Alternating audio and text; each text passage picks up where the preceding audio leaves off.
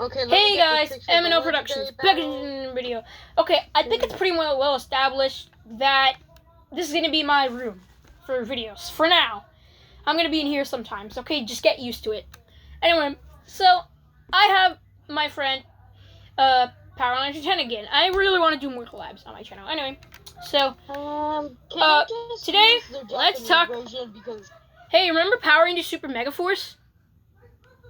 Yes, I do. Yeah, let's talk about it. Okay, you know what I like about Super Megaforce? I like how the team can morph into previous Rangers, and Super Megaforce probably has my favorite Power Rangers morpher of all time. Sadly, I don't have it. You know why I like it, the Super Megaforce one? Because of the Ranger keys.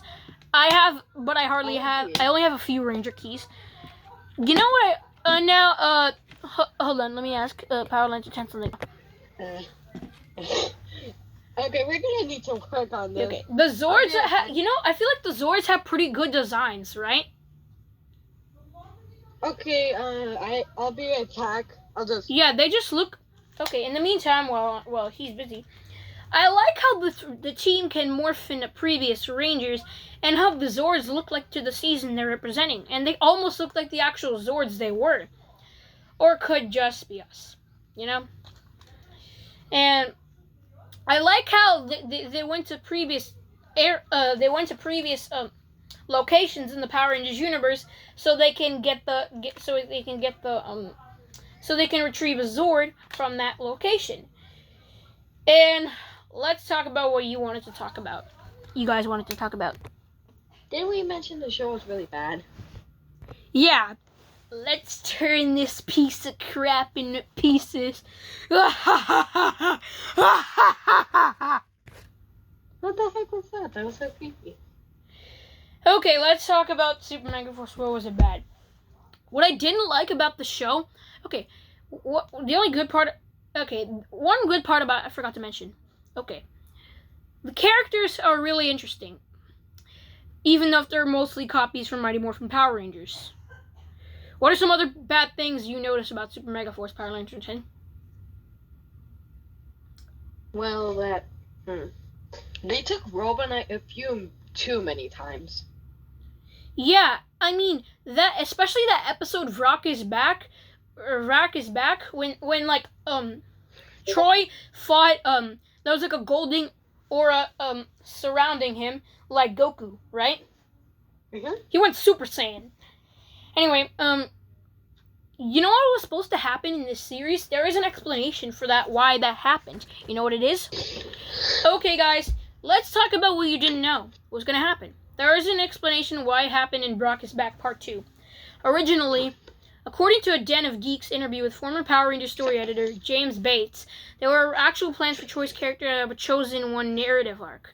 His Super Saiyan moment in Brock is Back Part 2 was supposed to have tapping into connections with the Universal Morphing Grid rather than how much Ranger powers he has left in the Megaforce arsenal to save Robo-9 from Brack's mind control. In fact, all the Megaforce Rangers were supposed to have gotten some real individual backstories, and they're supposed to have a former Power Rangers actor serving as a mentor character for Noah, the Blue Ranger in the show. I know a lot of people... He should have been the Red Ranger, anyway. As a way of connecting the original past seasons of Power Rangers with the Megaforce cast, as a way of relating and connecting to the new characters, since most of the past Ranger teams were also teenagers in high school and their youths, respectively. And you want to know who Mr. Bates suggested the Power Rangers come back for the 20th anniversary? David Yost. Yes! Billy Cranston, the original Blue Ranger of Mighty Morphin Power Rangers, was supposed to have been seen on screen as Noah's personal secondary mentor character. But you know who said no to all these ideas? Jonathan Sazor. I'm not apologizing if I'm mispronouncing that. He's the former showrunner of the executive producer of Samurai and Super Samurai, and Megaforce and Super Megaforce, because he thought it would be too boring to watch and that it would get in the way of all the cool fight scenes. Seriously, how effing pathetic is this a-hole? I mean, it's no wonder why Haim Saban fired Chizor after Super Megaforce, and it's immediately replaced him with Chip Len. You know, honestly, Chizor, that guy, he should have been fired during Samurai, honestly. So and Billy screen recording.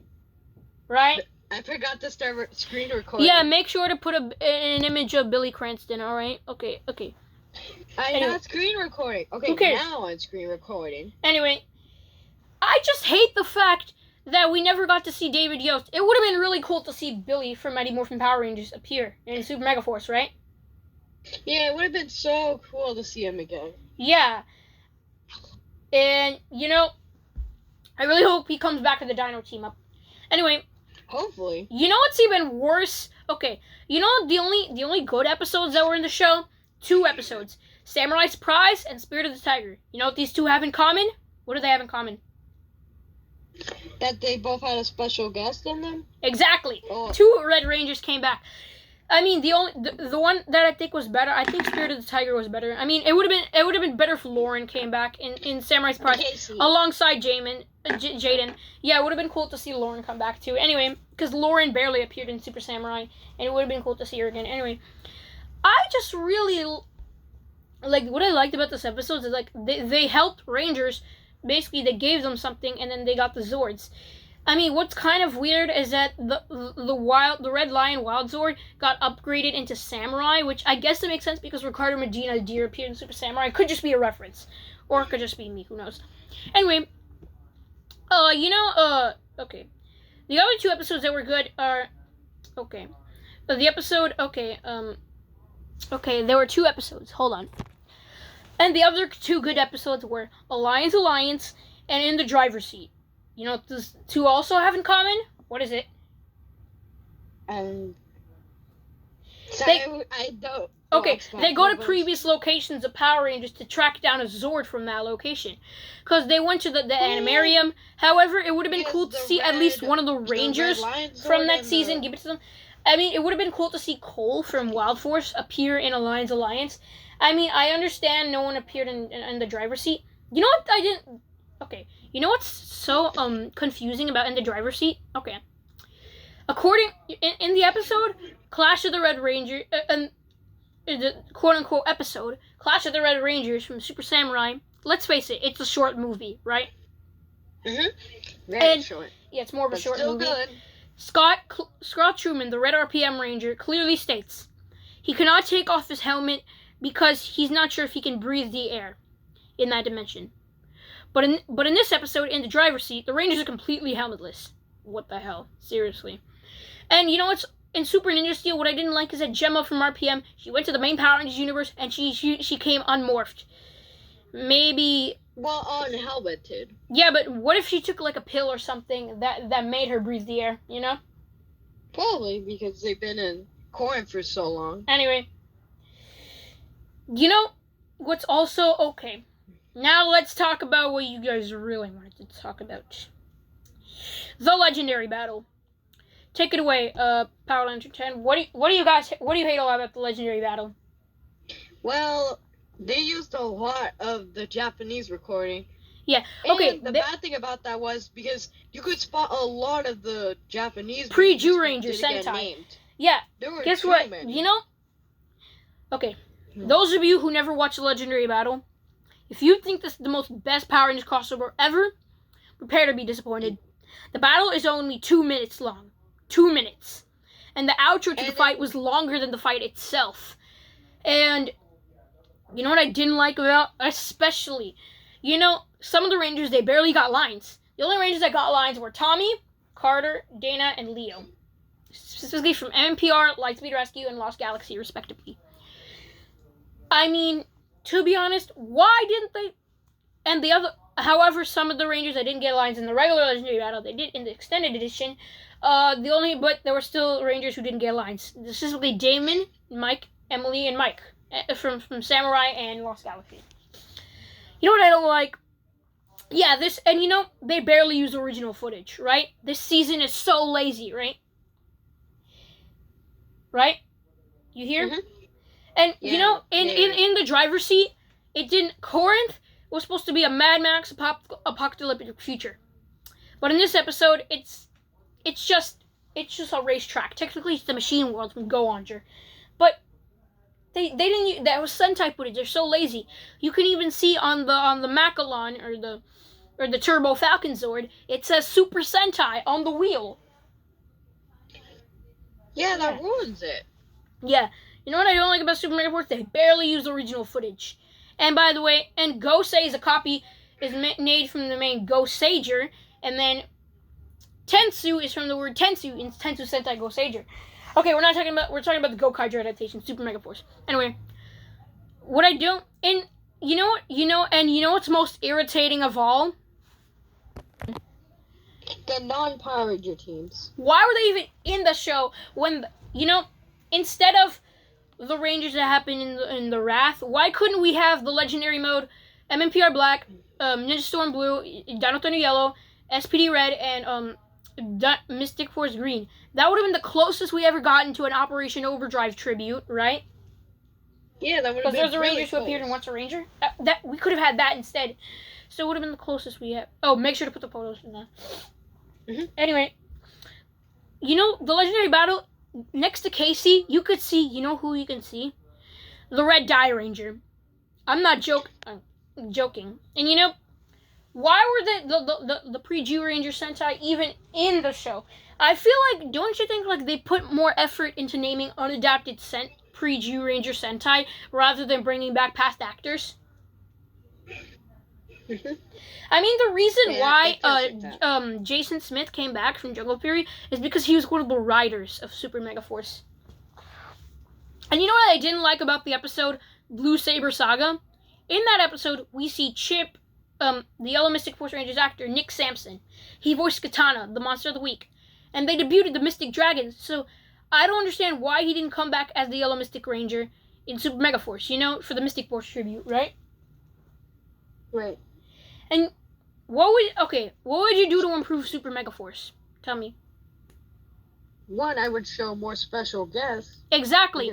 Like, we could have had Chip from Mystic Force appear in Blue Saber Saga, Billy Cranston appear in Rock is Back, and then, we could have had Cole from Wild Force appear in in Lions Alliance, and then, we could have had, like, an Operation Overdrive tribute in the Wrath episode, right?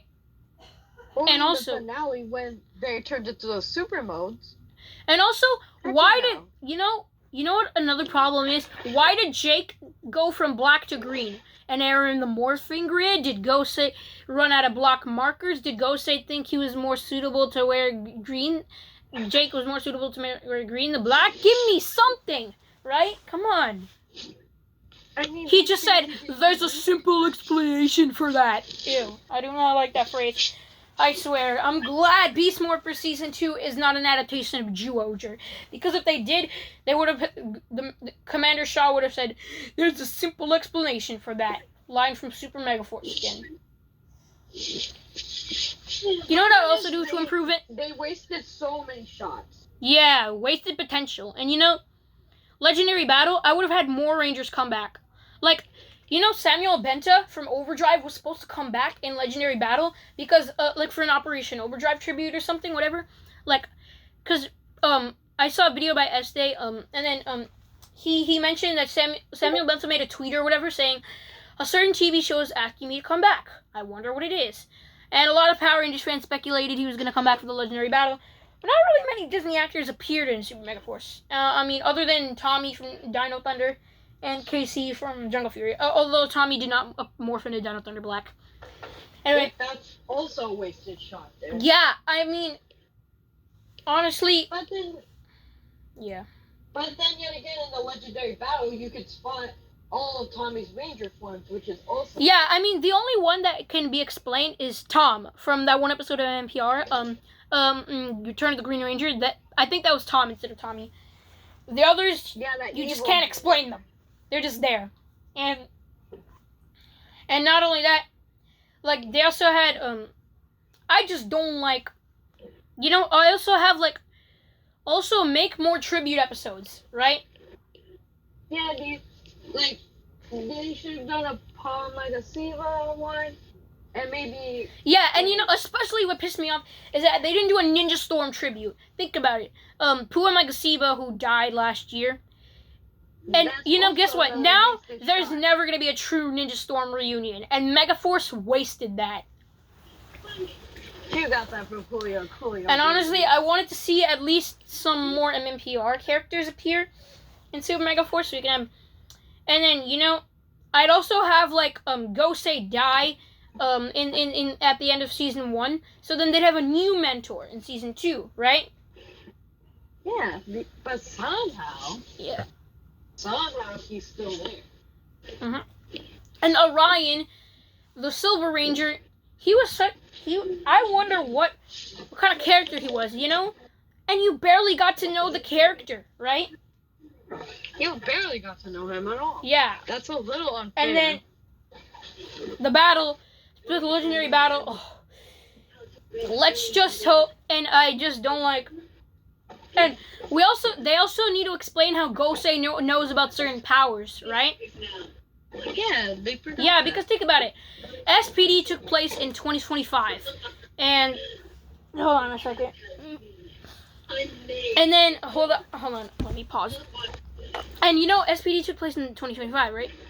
And they need to explain how Gosei knows about certain powers, and like SPD because it took place in the future. And you see, at the end of the SPD episode Wormhole, Connor, Ethan, Kira, Trent, and presumably Tommy's memories were wiped at the end of the episode. But you see, how would he even know about those powers? I mean, sure, maybe they would have put in the archives by Haley from Dino Thunder, but that would bring up another problem. Who would have told her about this team? I mean, sure, you could argue that Kira appeared in Dino Thunder, she met Bridge again, and then she must have told Haley from Dino Thunder. And RPM, it took place in another dimension. I mean, you could argue that the Samurai Rangers must have known about them because of the Clash of the Red Rangers thing. Let's just hope Beast Morpher Season 2's Dino team-up will not be bad as a Legendary Battle, or just any other season. I hope it's not. And guess what? If you want to see an anniversary episode done right, watch Forever Red. If you want to see an anniversary done wrong, watch Once a Ranger. If you want to see an anniversary done beyond horribly wrong, Legendary Battle is for you. Dimension... Okay, yeah. Now, honestly, it's just... Yeah. I just hope Beast Morpers is better, right? And, you know... Anyway, thanks for watching this video. Powerline Chance, subscribe to this channel. Make sure to like, comment, subscribe, and of course, as always, until next time, see you. Goodbye. Take care.